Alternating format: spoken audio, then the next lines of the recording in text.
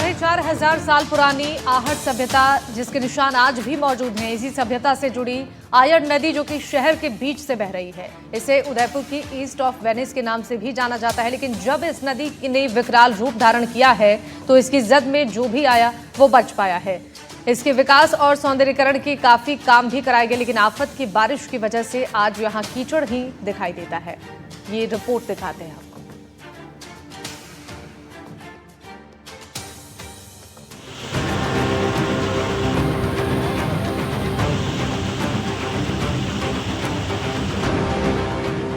आयड़ नदी राजस्थान के उदयपुर शहर से होकर गुजरती है, जो शहर के लिए जलापूर्ति का एक महत्वपूर्ण स्रोत है और बाढ़ का खतरा पैदा करती है। इस नदी ने मूसलाधार बारिश की वजह से अपना विकराल रूप ले लिया था।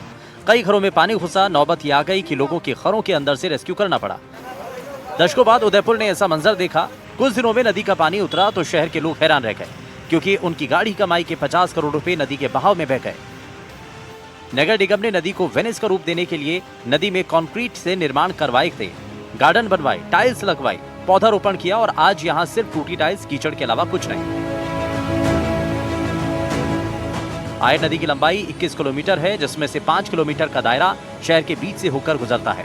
स्मार्ट सिटी कंपनी की तरफ से आयड़ को वेनिस का रूप देने के लगभग 50 करोड़ रुपए खर्च किए गए। सीमेंट कंक्रीट का इस्तेमाल कर टाइल्स लगाई गई, 5 करोड़ रुपए खर्च कर हरी घास लगाई, पौधे और फेंसिंग लगाई। नदी के बीच में कैनाल यानी छोटी नदी बनाई गई। इसके अलावा फ्लड लाइट भी लगाई गई। सभी निर्माण कार्य तेज बहाव में बह गए। भारी कटाव की वजह से काफी नुकसान हुआ। फेंसिंग उखड़ गई, जिसे रिवर फ्रंट बनाना चाह रहे थे, आज वो टूटी फूटी स्थिति में है। आयड़ बरसाती नदी है, कोई 12 महीने चलने वाली नदी नहीं। एक तो ये, दूसरा जिस तरह से भाजपा लगातार 6 बोर्ड तक लगातार आयड़ कर कर इसके सौंदर्यीकरण के नाम पर सस्ती लोकप्रियता हासिल करते हुए, इस पर कुछ न कुछ करते हुए, पैसा लगाते हुए ये काम कर रही है। अभी उन्होंने 50 करोड़ रुपए सिर्फ इस 9 मीटर के नाले को बनाने के लिए और इस तलेटी पर ये पत्थर लगाकर, घास लगाकर 30 रुपये फीट की घास लगाई, 100 रुपये फीट के ये पत्थर लगा के इन्होंने ये सौंदर्यीकरण के रूप में कई तरह के भ्रष्टाचार से सटी आयड़ आज ये विकराल रूप में आज आपको दृश्य दिख रहा है। ये पैसा जनता की जेब से जाता है और इस तरह से भ्रष्टाचार में इस बोर्ड में जो लगातार इन्हीं के पार्षदों ने इनको भ्रष्टाचार में एससीडी में मुकदमे कराए हैं, हम सब देख रहे हैं। आज धरातल पे स्थिति ये है। जिस तरह से भाजपा ने और भाजपा के बोर्ड ने 50 करोड़ यहाँ खर्च किए हैं, मुझे लगता है कि आधे के तो खुद के बंगले इन्होंने बना दिए होंगे उन पैसों से। क्योंकि आयड़ पे आप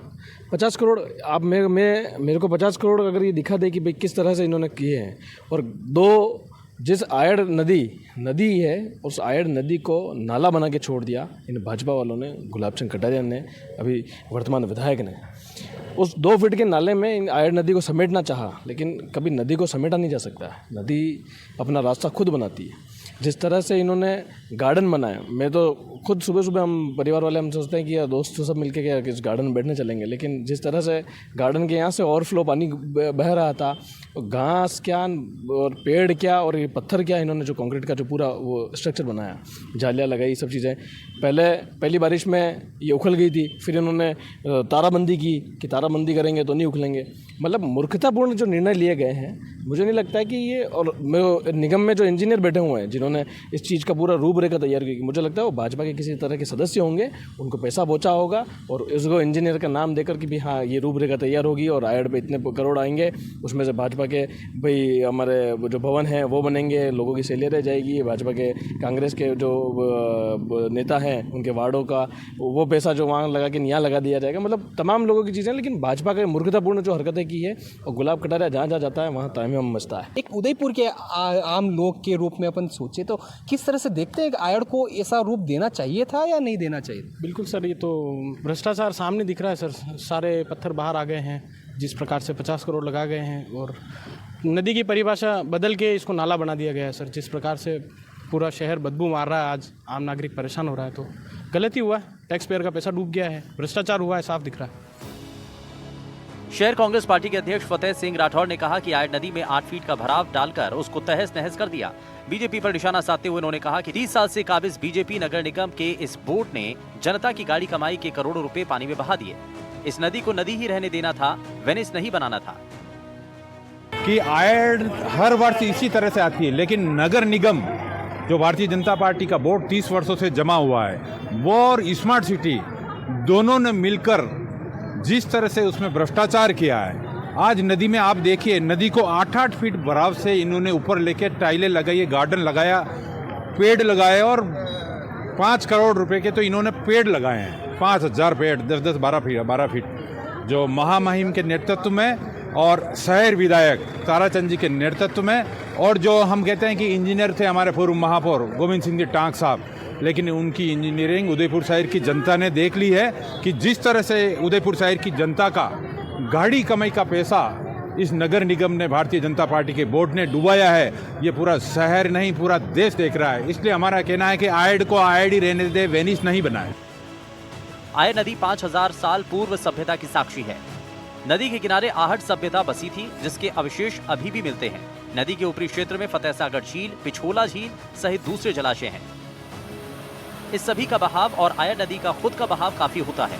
1972 में बाढ़ जैसे हालात बने थे, लेकिन कई सालों से ऐसा देखा नहीं गया। इन दिनों जैसे नदी पर अतिक्रमण, आसपास कॉलोनियां बनाई गई, और सबसे बड़ी बात नदी के अंदर निर्माण कार्य जिससे वो छोटी हो गई। इस वजह से एक दिन की तेज बारिश में ही ऐसे हालात पैदा हो गए। उदयपुर की जो आयड नदी है, ये आपको पता ही है कि गंगा नदी तंत्र का हिस्सा है। इस नदी में इसकी मूल प्रकृति के खिलाफ भराव भरकर इसके पेटे में फर्शी लगाकर आंगन बनाना, इसके अंदर मेज़ें बनाना, बेंच लगाना, हाई मास्ट लाइट लगाना और गार्डन बनाना, मुझे लगता है कि कभी भी किसी भी नदी के पेटे में और उसके फ्लड प्लेन में इस तरह के कार्य नहीं किए जाते हैं। उसका परिणाम भी हम देख रहे हैं। 3-4 वर्ष पहले से जब से ये काम हुआ, तब से हर बार बरसात में ये सारा जो जितना भी काम किया हुआ है वो टूट फूट जाता है। उसके कारण भी हैं, क्योंकि जब भी किसी नदी में जब पूर्ण प्रवाह आएगा तो वो अपने अंदर होने वाले किसी भी अवरोध को निश्चित तौर से उसको ध्वस्त करेगी।